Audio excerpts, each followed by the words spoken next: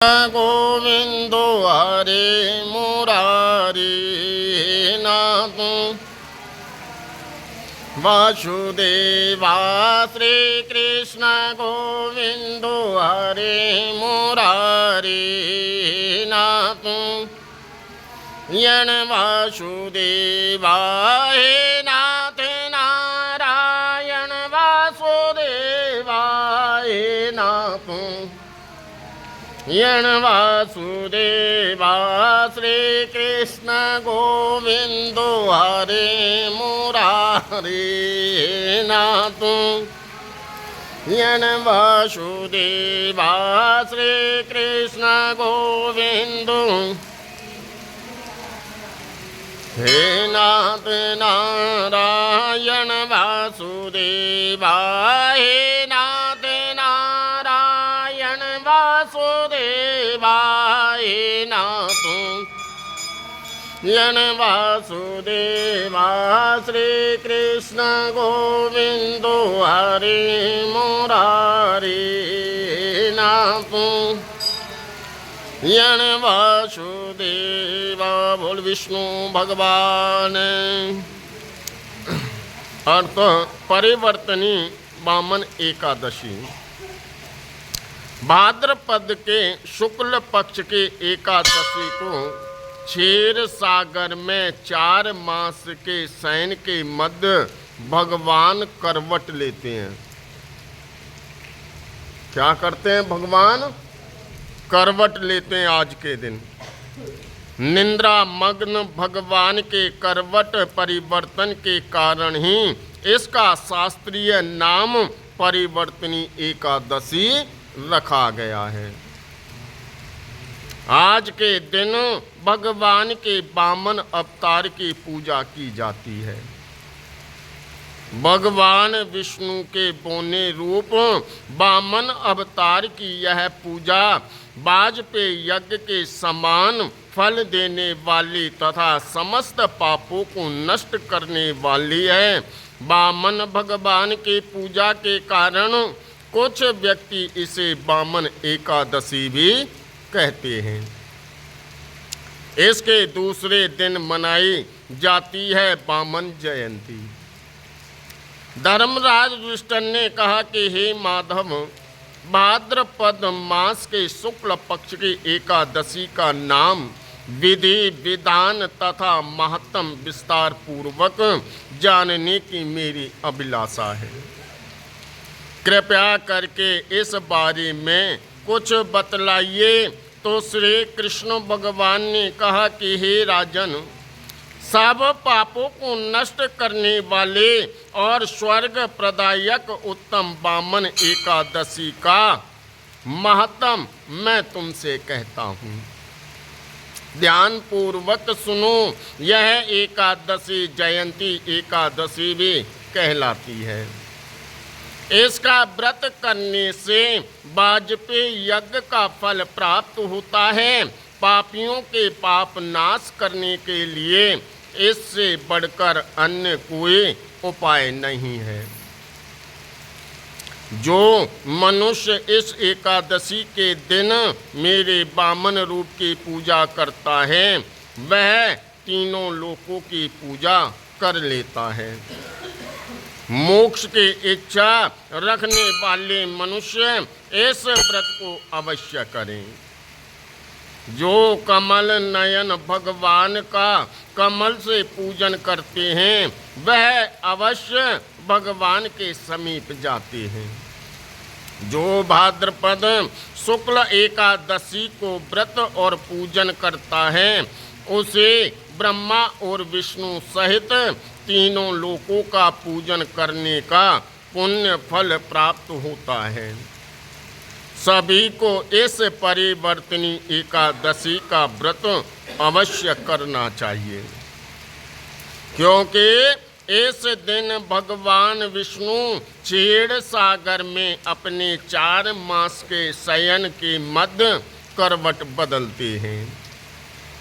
भगवान के ये वचन सुनकर युधिष्ठिर बोले कि हे भगवान, मुझे अति जिज्ञासा हो रही है कि संपूर्ण सृष्टि का संचालन करते हुए आप किस प्रकार सोते और करवट लेते हैं। किस प्रकार राजा बलि को अपने वचनों में बंधा और बामन रूप रखकर क्या क्या लीलाएं की। आपके करवट बदलने के उपलक्ष्य में हमको क्या करना चाहिए। यह बातें आप विस्तार पूर्वक मुझसे कहिए।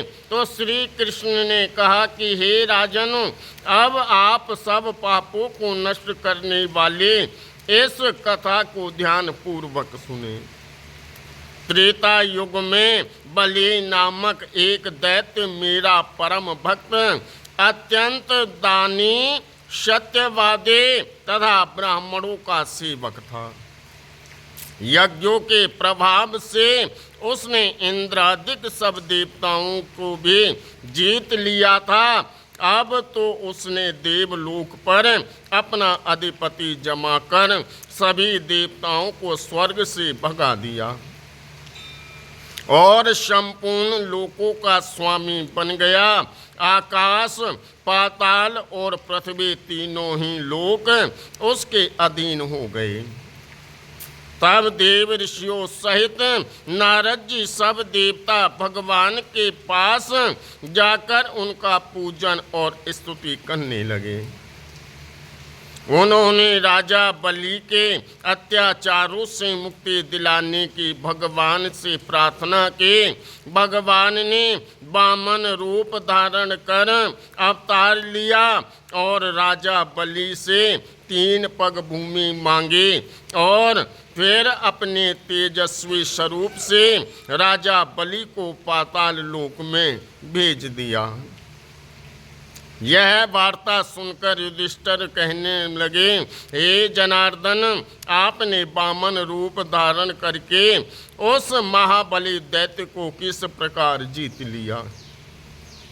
श्री कृष्ण भगवान बोले, मैंने वामन रूप धारण बलि से 3 पग भूमि की याचना करते हुए कहा कि मुझको 3 पग भूमि दे दो, इससे तुम्हें 3 लोक के दान का पुण्य प्राप्त होगा। राजा बलि ने इसको तुच्छ याचना समझकर मुझसे कहा कि 3 पग भूमि तो कुछ भी नहीं है। मैंने उससे 3 पग भूमि देने का संकल्प लेकर अपने विक्रम रूप को बढ़ाकर भूलोक में पद, भुवलोक में पेट और जनलोक में हृदय, यमलोक में कंठ के स्थापन कर सत्य और लोक में मुख, उसके ऊपर मस्तक स्थापित किया।